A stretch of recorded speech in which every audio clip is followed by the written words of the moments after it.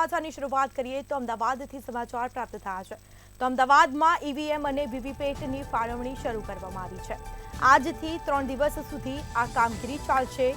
21 વિધાનસભામાં આ EVM machine મોકલવામાં આવશે। તો સ્ટ્રોંગ રૂમમાં સુરક્ષિત ઈવીએમની ફાળવણી થશે। સમાચાર પ્રાપ્ત થયા છે તો રાજકીય પક્ષોના આગેવાનોની હાજરીમાં ફાળવણી કરવામાં આવશે।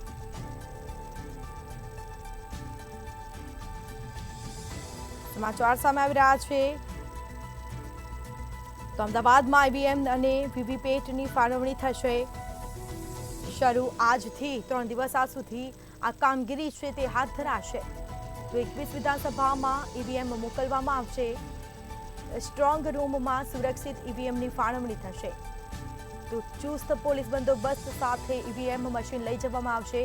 રાજકીય પક્ષોના આગેવાનીમાં હાજરીમાં ફાળવણી કરાશે।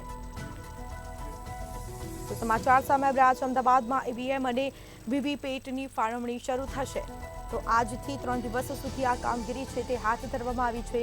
તો રાજકીય પક્ષોના આગેવાનીની હાજરીમાં ફાળવણી હાથ ધરાશે। તો આગેવાનોની હાજરીમાં આ ફાળવણી થશે।